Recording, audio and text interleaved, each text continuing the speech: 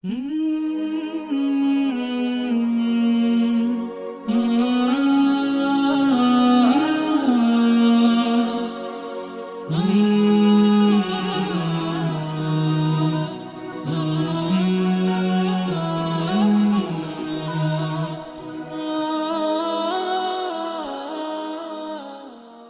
ndërë shikues, vëllezër motra, selam aleikum, mirë se takohemi. Jemi sot në takimin e radhës në ciklin e emisioneve Rrëfime profetike. Të shumta janë hadithet e profetit, këshillat e tij, shembulli i tij i lartë, mirë po ne do të ndalemi te ky cikël vetëm tek rrëfimet e tij që ka treguar shokëve të tij mbi ngjarjet e popujve të kaluar. Sa aktuale kanë qenë këto ngjarje në kohën e profetit sallallahu alajhi wasallam dhe sa aktuale mund të bëhen ato me mesazhet që përçojnë në ditët e sotme. Edhe sot jemi me hoxhën nderuar Ahmed Kalaja. Selam aleikum, mirëseveri. Selam, mirë se vjen. Hoxh, ne jemi munduar që të kapim këto tregime të cilat kanë ekstremet që duket sikur i thyen rregullat me të cilat ne jemi mësuar. Pra kemi përmendur një gruaj morale e cila hyn në xhenet për një veprim të ulët, kemi bërë një grua tjetër e cila hyn në zjarrin e xhenemit për një mace që ndeshkoi dhe ndërkohë është dhe një rrëfim i profetit sallallahu alajhi wasallam mes dy personave ku njëri i drejtoi tjetrit se thotë Zoti s'të fal ty. Si është ky hadithi dhe si ka ndodhur ngjarja? Bismillah, me emrin e Zotit, gjithë mëshiruesit. Abu Huraira gjithashtu është edhe kollosi i transmetimit të këtë rast. Tregon se i dërguari Allahut sallallahu alaihi wasallam tregon ngjarjen e mëposhtme.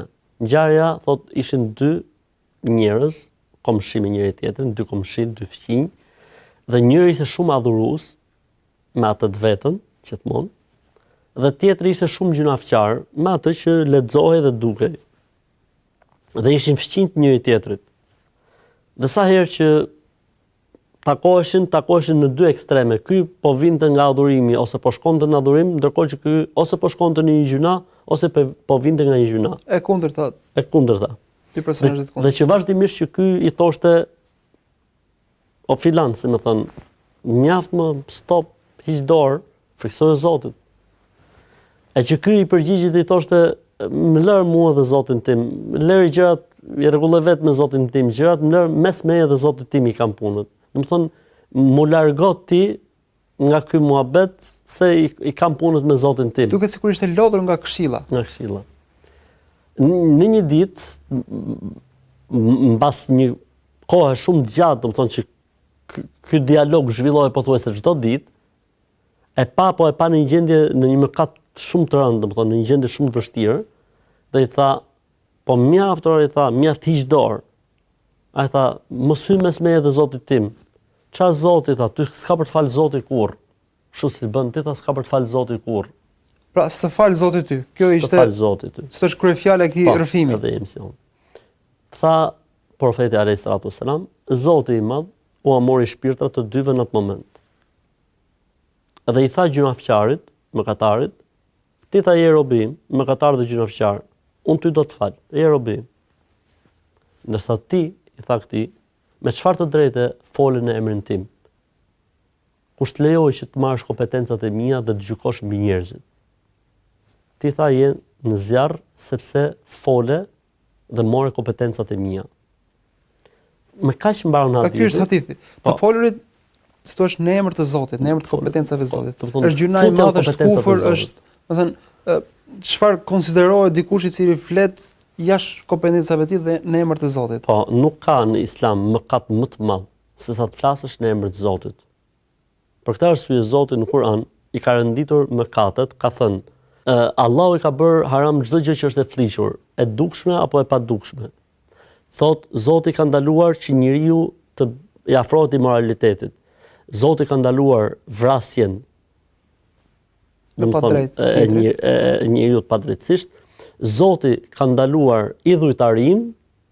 Zoti ka ndaluar të folurën në emrin e tij pa pas dije dhe pa pas argument. Pra ka renditur për krah idhujtarisë, vrasjes, imoralitetit. Brapa, domethënë ka bërë renditjen, si më thon, nga më e lehta tek më e vështira. Dhe e ka renditur Zoti i Madh të folurën në emrin e Zotit, ndërhyrje në kompetencat e Zotit, e ka konsideruar më të rëndë se sa idhujtaria. Sepse idhujtaria zot edhe një tjetër. Kurse e folura në emër të Zotit, ti domethënë ke marrë kompetencat e Zotit, gjë që nuk I lejohet askujt të marrë kompetencat e Zotit. Për këtë arsye në Islam nuk lejohet që njeriu domethënë të gjykojë për njerëzit. Ne, domethënë, mund të arsyetojmë, mund të flasim mbi të jashtme dhe paraqitjen.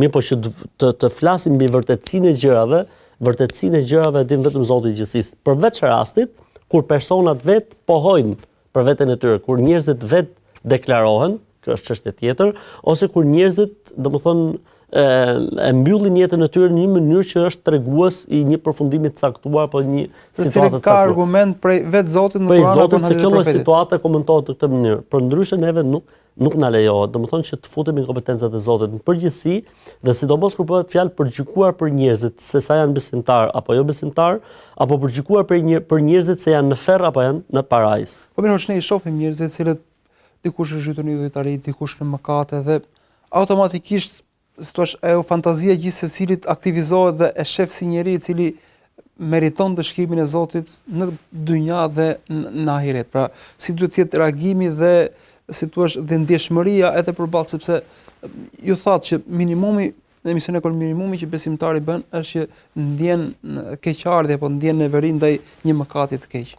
Neve duhet bëjmë dallim gjithmonë mes faktit se një person po bën një mëkat, është mëkatar, është gjunafqar, është jo besimtar, është një fe apo besim tjetër, dhe faktit të gjykimit mbi personin. Ka një rregull bazë që thotë sa është njeriu gjallë, nuk lejohet të gjykosh për askënd. Sepse personi është gjallë, është ndryshe kur njëri ka vdekur si idhujtar, është ndryshe kur njëri ka vdekur jo besimtar, është ndryshe kur njëri ka vdekur mohuesi I Islamit apo në një besim tjetër përveç besimit Islam. Kjo është çështje tjetër. Zoti e ka treguar në Kur'an se ç'do të bëhet me këta njerëz. Dhe ty nuk bën që t'japësh gjykim tjetër përveç atij që ka thënë Zoti. Ne po flasim kur njerëzit janë gjallë, edhe nëse janë besimet e tjera, nuk bën. Ti thon nëse njeriu vdes në këtë gjendje, atëherë ky njeri meriton ndëshkimin e Zotit. Nëse vdes në këtë gjendje.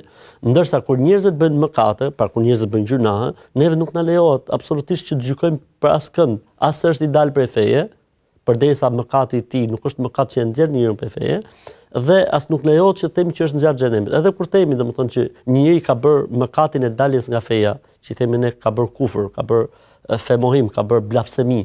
Edhe në këtë rast nuk lejohet që gjykojmë për personin se është si më thon qafira, apo mohues derisa ky njeri sqarohet, ky njeri të jetë I qartë. Ka kushtet e veta dhe ky proces dhe ky duhet bërë nga njerëz kompetent. Se shpesh e shohim si veprim që njerëz të rinë në fe entuziast, kur shohim veprim pra ka një gjuhë mallkimi ose tha se ky xhenem lihesh, domethënë ky. Absolutisht, kjo është shumë e rëndë. Kjo është e folura në emër të Zotit dhe kjo është domethënë të dalësh në kompetencat të Zotit. Pse? Sepse ne nuk e dimë se si çfarë ndodh me njeriu. Unë po them edhe kur njeriu bën kufër ose kur njeriu bën shirk të qartë, prap ne I kemi sjell argumentat këtij njeriu. Domethënë ky njeri mund të jetë I paditur. Ky njeri, domethënë, ndoshta nuk e din fare se çfarë kuptimi ka veprimi. Ky njeri është rritur në atë ambient dhe gjithë njerëzit bëjnë këtë. Ky njeri mund të jetë I joshur, po jo se e beson. Ky njeri mund të jetë I detyruar, po jo se e beson. Ky njeri mund të jetë I paqartë, kujton se me të vërtetë dhe feja dhe besimi orienton për këtë lloj veprimi. Pra janë shumë gjëra, nëse njeriu sqarohet dhe është I qartë që kjo gjë dhe ligji I Zotit dhe rregulli I Zotit dhe I ka të larguar gjithë dilemat dhe dyshimet rreth mplekjes me këtë veprim që mund të jetë kufër apo me këtë fjalë që mund të jetë kufër, atëherë në këtë rast dietari gjykon që ky njeri me këto që ka thënë, megjithëse është sqaruar vërteta, megjithëse nuk ka më asnjë lloj perdje dhe pengese mes tij dhe kuptimit të vërtetës, megjithëse nuk ka asnjë lloj interpretimi ky, domethënë brenda Islamit që justifikon një veprim të tillë, pastaj dietarët thonë që ky njeri. Këtë punë bën dietarit, domethënë bën njerëz të dietarë dhe nuk lejohet që këtë veprim ta bëjnë njerëzit e zakonshëm ose njerëzit besimtarët e rëndom, në foniza, pra me kuptimin ata njerëz që nuk janë të kualifikuar, nuk kanë kualifikimin fetar për të ndërmarrë hapa të tilla, domethënë që neve themi domethënë që njeriu as në çështjet e thjeshta të fesë nuk bën që të japi fetva apo opinione fetare, sepse nuk është ai adapt për atë punë, nuk është ai kompetenti. E jo më kur bëhet fjalë për të gjykuar për njerëzit se janë në islam apo jashtë islamit, janë në besim apo janë jashtë besimit, apo edhe më keq akoma, se çdo të ndodhen me këta njerëz në botën tjetër. Domethënë që është, domethënë e para je fund në kompetencat e Zotit, e dyta ti po flet për diçka që është ghaib. Ghaib domethënë diçka e fshehtë. E treta ti po flet për një të ardhme.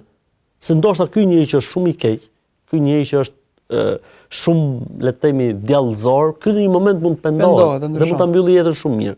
Për këtë arsye, për gjëra interesante tregohet për Amr ibn al-Asin radhiyallahu anhu. Kur ka qenë në momentin e vdekjes, duke të në shpirt, ka qarë dhe i ka thënë birëve të bab, pse po qanë, ti shoku i profetit alayhis salam, e ke shoqëruar profetin, mbas vdekjes pejgamberit alayhis salam, nuk është se ke bërë ndonjë gjë që duhet të qash në këto momente. Jo, tha, unë po qaj, tha se jeta ime ka kaluar në 3 faza. Një fazë që po të vdisja në të, do t'isha banori i xhehenemit, përjetësisht. Një fazë që po të vdisja në të, do t'isha banori i xhenetit, përjetësisht, dhe kjo fazë në cilën unë po vdes është një fazë tjetër. Tha, po ka qenë një kohë, tha, që unë urreja Islamin dhe profetin alayhis salam, megjithëse e dija që është e vërteta. Në periudhën para Islamit. Para Islamit. Thot, po të vdisja në këtë gjendje, unë do t'isha xhehenemli. Sepse e disha të vërtetën, po i natët e tjerë. Tha, e dyta, tha, ka qenë kohë kur isha me profetin alayhis salam. Jetoja me profetin, shkoja me profetin, ku shkonte ai shkoja dhe unë nën këshillat e profetit. Pasuesi profetit dhe shokit. Thot, unë po të vdisja në gjendje e kisha sigurt. Tani, tha, mas vdekjes profetit alayhis salam, na u çel dynjaja. Dhe morën për mirësive të kësaj bote. Normalisht që po flet një sahabi tek i cili normat e vlerësimit janë shumë më të larta se sa që vlerësojmë ne sot. Tha, na u hap dynjaja dhe unë nuk e di. A mos janë gjë të mirat e Zotit që mi ka dhënë në këtë botë edhe sot më japin më në botën tjetër. Domethënë, tani unë nuk e di, jam merak për veten time. Shoku i profetit edhe nuk arrit dot të kishte i siguri të gjykonte se kudo ishte. Po. Jo më tjetër që merr për shokët e profetit kanë shumë garanci nga Zoti, po njeriu gjithmonë veten e tij kështu duhet ta shohë, si ky sahabiu. Me sy kritik. Me sy kritik. Kurse tjetrin me syrin e mëshirës. Me syrin e mëshirës dhe pozitiv. Pra ideja ishte domethënë që të folurit në emrin e Zotit në Islam konsiderohet mëkat i madh. Pse? Se ti po bën zëdhënësin e Zotit. Ti kur të bësh zëdhënësin e Zotit, o duhet të jesh kompetent, domethënë që flet me të vërtetë, me argument, çka ka thënë Zoti i dërguarit i tij sallallahu alajhi wasallam, si e kanë komentuar dietarët këtë lloj situate, këtë lloj gjëje, për këtë arsye dhe ti jep këtë lloj opinioni, ose nuk je kompetent. Edhe ajo që neve na vret shumë, flasë hoxhallar, është se punën e hoxhës e kanë marrë të lehtë të gjithë. Politikanët japin fatva, gazetarët japin fatva, duke cituar dhe ajete dhe hadithe, ose duke edhe duke ta argumentuar madje. Domethënë, është njësoj tani sikur të dali hoxha të bëj politika, apo të dali hoxha të bëj arkitekturë, apo të bëj mjeksi. Domethënë, ti lejmë njerëzit gjithë secili në fushën e vet të interpretimit. Nuk lejohet që njeriu të japë opinion fetar e jo me opinion doktrinor. Pikërisht këtë kisha, kjo është doktrinë. Se njerëzit jo gjithmonë, besimtarët, ndoshta ata të jo gjithmonë japin, po themi, përfundime kaq kategorike sa i je apo si në xhenem. Ama shpesh ndodhim përballë faktit që nxitojnë të themi lejohet kjo ose është haram kjo, duke mos qenë as hoç dhe as shkope. Pra, a hyn dhe kjo në të folurit e rrezikshëm apo është një gabim i cili gjithsesi bie? Ka thënë Zoti në Kur'an: "Wala taqfu ma laysa laka bihi ilm." Mos u prononco për atë që nuk ke dituri të sigurt. Pra, nëse njeriu nuk është i sigurt, atëherë s'duhet të flasë. Është e saktë që nuk është patjetër hoxha të flasë kur ti je i sigurt se kjo çështje është kështu. Për shembull, dikush të pyet ti për një çështje shumë të rëndomë që ti mund ta kesh zgjuar dhe je shumë i sigurt se cili është gjykimi për të. Dhe ti thua po lejohet, s'ka problem. Gjithë problemi është nëse të pyet dikush dhe ti s'di gjë dhe thua nuk besoj se ka gjë, ama s'ka gjë. Në atë time s'ka gjë. Për mendimin tim nuk ka gjë. Do të thonë ti kush je që flet për mendimin tim? Ky është problemi dhe ky është rreziku. Nëse njeriu është adapt, jo adapt, le të themi nëse njeriu di për këtë çështje, për shembull pyetet dikush në abdes veshët, domethënë duan fërku për shembull me ujë të ri apo me të njëjtin ujë që është fërkuar koka. Dhe ti i the me të njëjtin ujë që është fërkuar koka. Okej, sepse ti e di këtë çështje dhe mbaroj historia, domethënë. Pra varet nga siguria e njeriu, se nëse është i sigurt, okej. Unë mendoj që domethënë largimi nga dituria, nga leximi e çon njeriu që të jetë kaq i guximshëm. sepse ai që është i lexuar dhe i ditur, nëse nuk është i sigurt, nuk jep opinion. Është si puna e fushave të tjera dhe shkencave të tjera. Njerëzit që janë më të guximshëm me dhënë mendime për mjekësinë janë ata që nuk janë doktor. Japin receta për ditë dhe po. Sëmundje të ndryshme. Ndërsa doktorët thotë jo, bëj analizat, mësill këtë, kërkon të sigurohet. Doktori do të sigurohet që t'japi edhe hoxha, domethënë kompetenti, kur i bëhet një pyetje, ai fillon të analizon të gjitha argumentat që ka rreth kësaj tematike, e pyet personin si qysh tek dhe pastaj jep gjykimin. Ndërkohë që dikush tjetër ka më njëherë të përgjigjet. Ndërkohë ne jemi, po themi, ummeti i këshillës, i atij asaj kategorie që urdhërojnë për të mirë vazhdimisht të dalim nga e keqja. Mirë, ku kemi shembullin e një personi i cili ishte adhurues, ishte këshillues dhe gaboi. Ato thotë se do të tregojmë të kujdesshëm dhe të mos ngutemi të këshillojmë, apo këshilla do të jetë një veti e cila si thua do të na shoqëroj vazhdimisht. Pra, ky raporti mes të këshilluarit, po edhe kujdesi gjatë këshillës, sepse dikush mund bezdiset, po më keq akoma kur ne bezdisemi vetë dhe pastaj nxjerrim fjalë që nuk janë sakta. Ne duhet bëjmë dallimin mes këshilluesit dhe gjykuesit. Ne duhet të jemi këshillues dhe me kaq mbaron pjesa jon, jo të gjykojmë për njerëzit. Ne si ummet jemi dalluar për faktin se ne këshillojmë jashtë mase. Ka thënë Zoti në Kur'an, ju jeni populli më i mirë dhe më i zgjedhur i Zotit, sepse urdhëroni për të mirë dhe ndaloni nga e keqja. Pra, veçori specifike e pasuesve të profetit alayhis salam është se këshillojnë. Dhe këshilla duhet të jetë e sinqertë dhe duhet të jetë e duhur, me edukat në momentin e duhur, të gjetë mënyra e duhur, po edhe momenti i përshtatshëm. Edhe rasti i këshillimit, domethënë në momentin që ti e sheh se këshilla nuk bën dobi të tërhiqu, sepse tërheqja jote nga këshilla mund të jetë këshilla më e mirë. Pra, ndonjëherë është më mirë të tërhiqemi ne sa të presim që tjetri të reagojë aty në moment. Absolutisht, domethënë nganjëherë, domethënë njeti është shumë i rëndësishëm, domethënë ti pse po këshillon?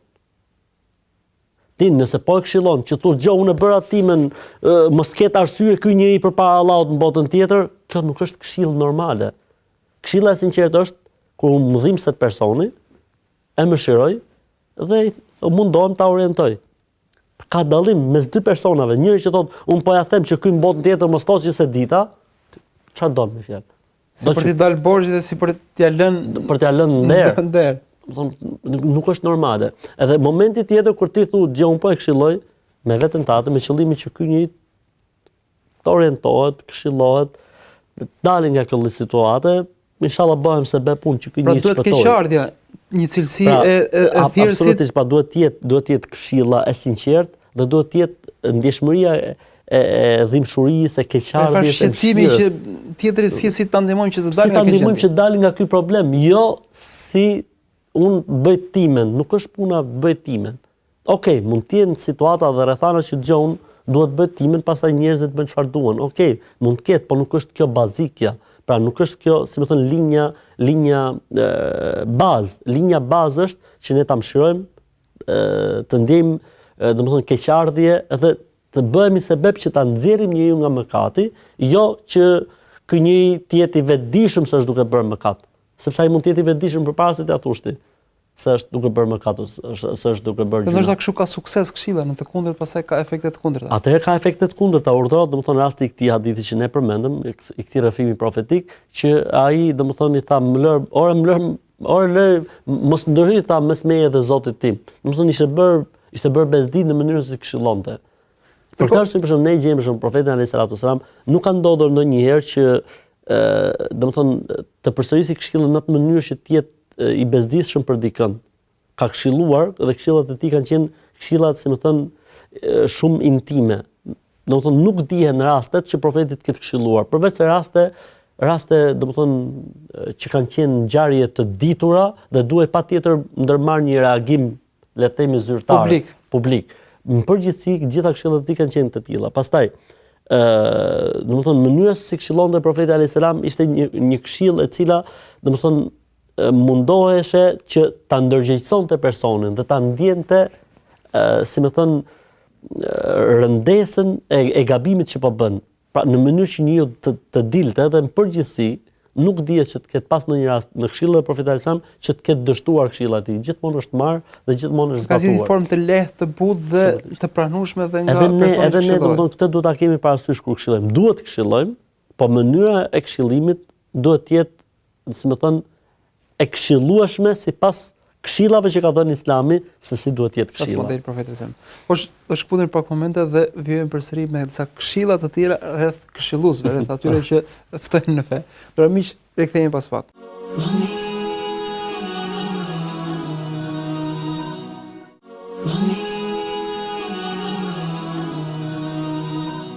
Jemi rikthyer në këtë pjesë të dytë miq dhe po flasim në ciklin e emisioneve Rrëfime profetike mbi ngjarjen e një personi i cili i tha shokut të vet dhe i shpreh me një fjalë me të cilën po themi fitoi zemërimin e Zotit. I tha shokut të vet, Zoti s'të fal ty.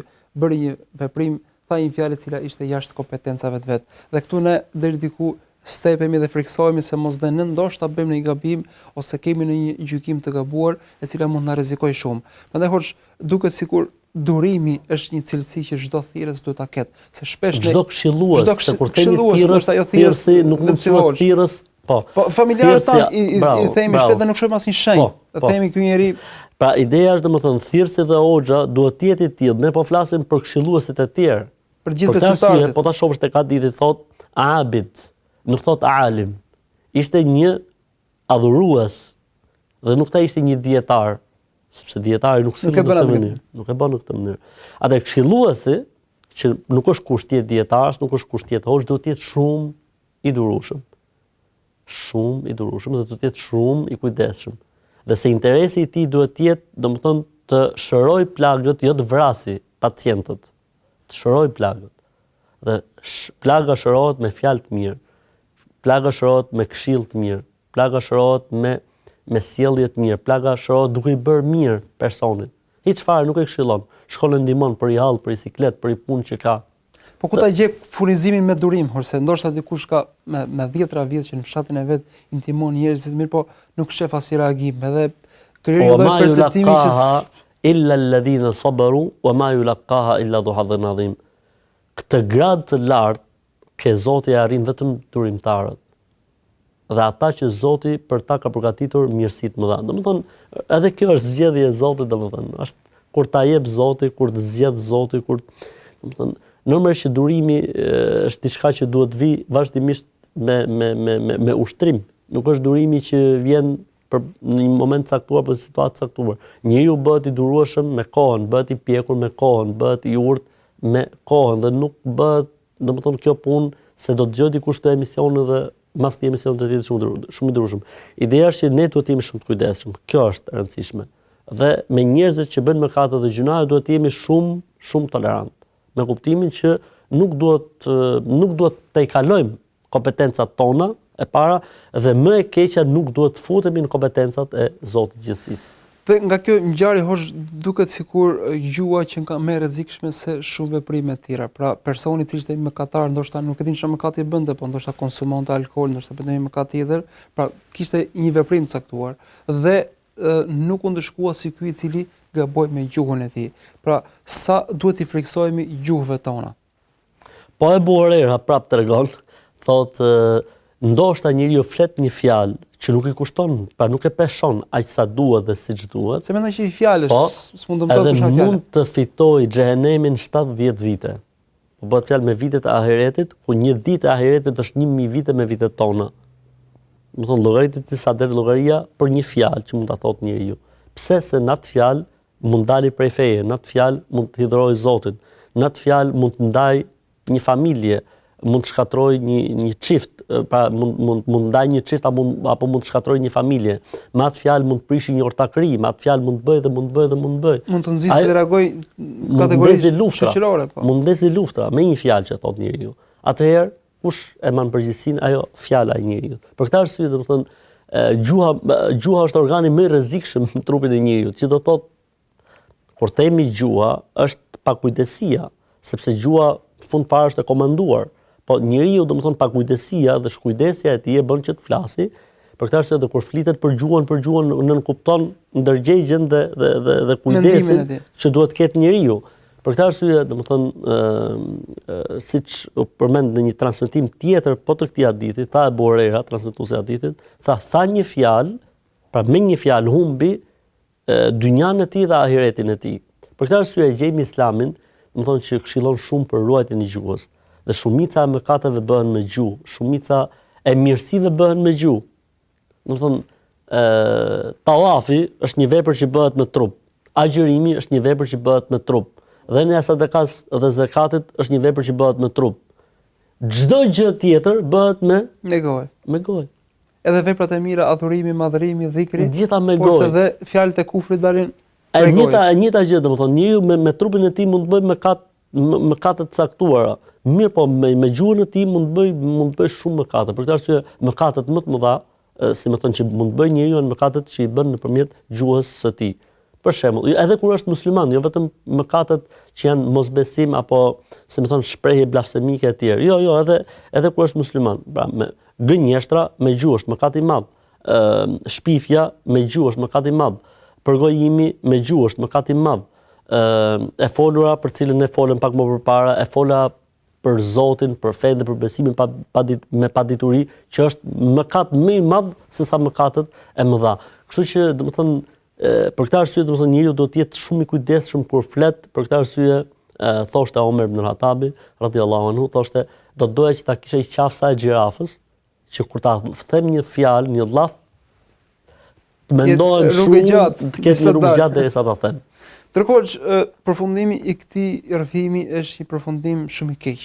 Po si do kishin vepruar në një rast, po themi, të duhur pozitiv, pra si duhet kishte vepruar ky personi raport me shokun e tij, sepse thash, ndoshta ne themi në një rast të ngjashëm. Në një rast të ngjashëm, ne na ndodh shpesh që kemi një komshi të tillë, kemi një shok të tillë, me cilin shpesh e humbim durimin. Pra ne shpresojmë që do takohemi në xhami, telefonojmë dhe ai thotë që jam në një vend, pra dhe gjitha kjo do ta mbyll me një ngjarje që ka ndodhur Imam Ebu Hanifes, Zoti e mëshiroft.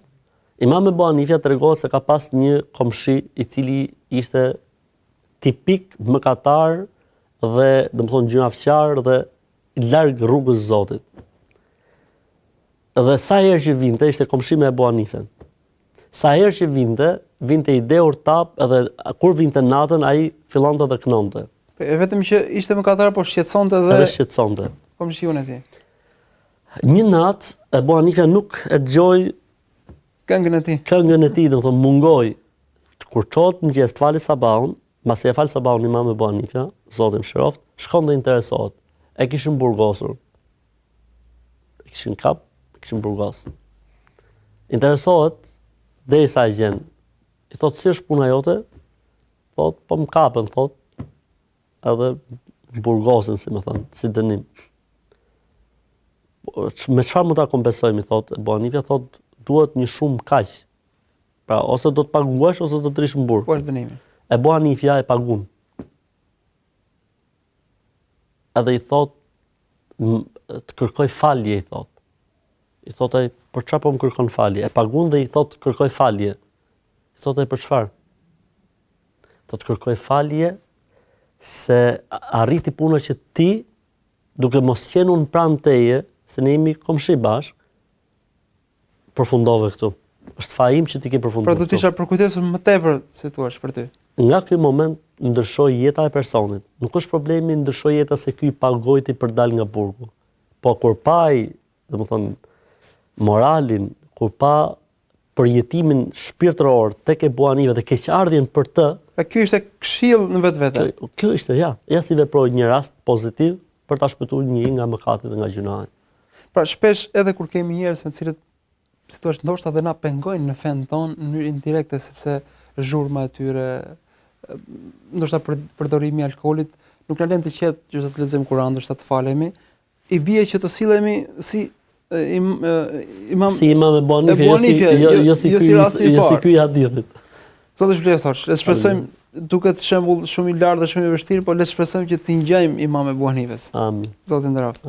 Pra miq, këto ishin minutat e emisionit sotëm, folëm për një rast i cili për një fjalë përfundoi në zjerrin e xhenemit dhe prandaj hoxha pothuajse foli gjithë emisionit për rrezikun që na sjellin gjuhët tona. Sa të kujdesshëm duhet të jemi me gjuhët tona, veçanërisht raport me tjetrin. kur këshillojmë dikë i cili duket sikur i ka humbur shpresat dhe nuk meriton asgjë, mirë po ja që Zoti është ai i cili mëshiron atë që do dhe mban drejtësi me atë që do.